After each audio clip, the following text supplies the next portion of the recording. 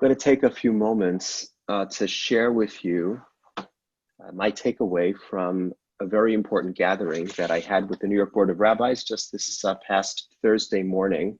I have been involved with the New York Board of Rabbis since my ordination. I'm currently an officer on their executive committee. And through that connection, I have really had the honor and pleasure of being involved in a number of very important programs. There was a program, a seminary, a ceremony just in this past year honoring Justice Ruth Bader Ginsburg. We also had a conversation, which I reported on when it took place, with the chief editors of the New York Times about a very offensive cartoon that had taken place. And so the New York Board really is a place that connects rabbis with the entire Jewish community. It is interdenominational. There's also interfaith work.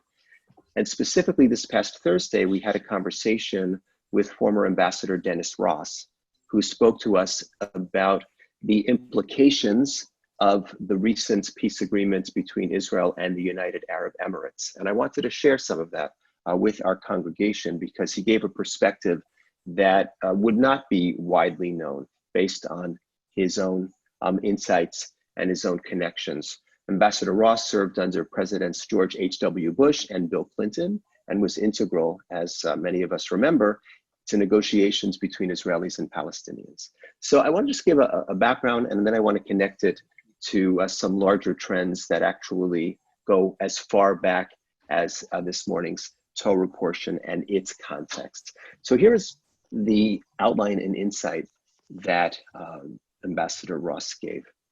So first of all, following the reveal of the Trump peace plan back in the spring, which laid out the prospect of Israel gaining 30% of lands, a lot of details, in the Jordan Valley, and 7% of the West Bank, which houses almost all of the Israelis who were living in that region. Palestinian leadership rejected it, and Prime Minister Netanyahu began speaking about annexation. The leadership of several Arab countries at the time, United Arab Emirates, Oman, Bahrain, and Qatar, said they would not support the plan if annexation were part of it. And simultaneously, the United States government urged the Israeli Prime Minister to back away from annexation. So the UAE specifically took the initiative, approached the US government, and said, we will normalize relations with Israel. We will, in fact, enter into a full peace, but not if there is annexation on the table. Moreover, they said, if we make peace with Israel, we will be subject to threats from the region, specifically from Iran. So whatever limits there had been on arms acquisition by the UAE would have to be lifted. So all of this came together. And in the end, as we know, Prime Minister Netanyahu lifted his plans for annexation, and the United Arab Emirates agreed to normalized relations with Israel. So what does this mean? It means, first of all, that relations between Israel and the UAE, which already existed, can now be done in the open. So one example which Ambassador Ross gave, which is very interesting, there has been a renewable energy initiative in Abu Dhabi that has been taking place. Israel had a small office. People weren't supposed to know about it. Now, Israel can participate in that in a much more overt way. Also, the UAE has the potential to invest significantly in Israeli technology. The UAE is second to Israel in terms of technological sophistication within the Middle East. So that is all exciting, potentially, as more countries decide to normalize relations with Israel. And of course, this can be seen in the larger context of relations between Sunni countries and Shia countries. But what might this mean for Israel's negotiations with the Palestinians, which Ross and many others have been involved in? So he said something very interesting. He said the Palestinians are finding themselves increasingly isolated in the Arab world. And yet, at the same time, Israel can't ignore the Palestinians. They can't ignore them because they're right there, and they can't ignore them because many Israelis believe that they have an ethical obligation to come up with an equitable solution to the problem that faces the Palestinian people. So Ross said that he actually spoke with a friend and colleague of his who is Palestinian, and he said, you can't afford to cut yourselves off from what's going on. And I think very tellingly, he said, the region will not wait for you.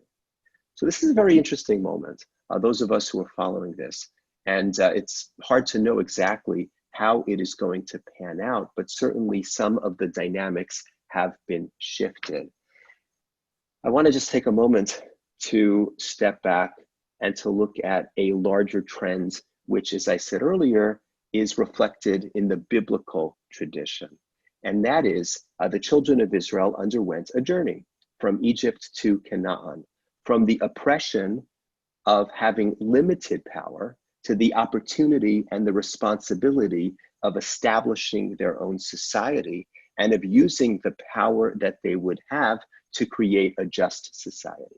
So what we're reading about in the book of Devarim, in Deuteronomy, is Moses's extensive blueprint that reflects God's will of how do you create a just society? Tzedek, tzedek, tirdov, pursuing justice, caring for the marginalized, making sure that your weights and measures are just, and on and on.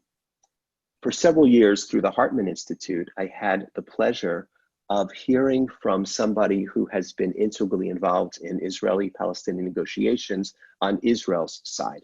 And I'm going to leave him unnamed because some of what he shared, he doesn't want attributed because he's still involved in the negotiations and they're very delicate.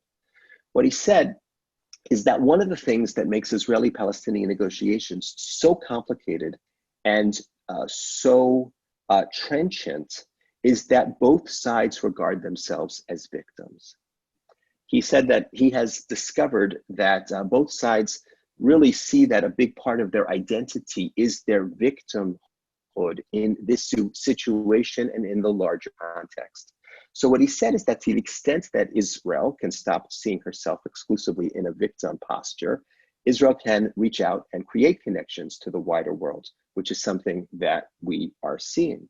He said the same is true of the Palestinian people, who, he said, sadly, particularly the older generation, view their victimhood and their struggle as being the lion's share of their identity. And there is so much more to Palestinian identity, which some of the younger leaders are starting to recognize. So he sees hope in the younger generation who can look beyond victimhood and struggle as the cornerstone of their identity and start to make the transition from having little power to having more power. Power which, as I said earlier, imposes opportunity, but also responsibility. So this move from less power to more, the move from victim to agent, is a move that the Israelite ancestors of ours made, as chronicled in the Torah. And it is one that Israelis and Palestinians today hopefully will make, so that no one needs to be marginalized or left behind. So God willing, one step at a time, Israel will reach peace with her distant neighbors, but also her immediate neighbors. And we continue to pray, V'natata shalom va'aretz ve'ein machrid, that God will help bring peace to the land with human effort, so that no one needs to be afraid. Shabbat shalom.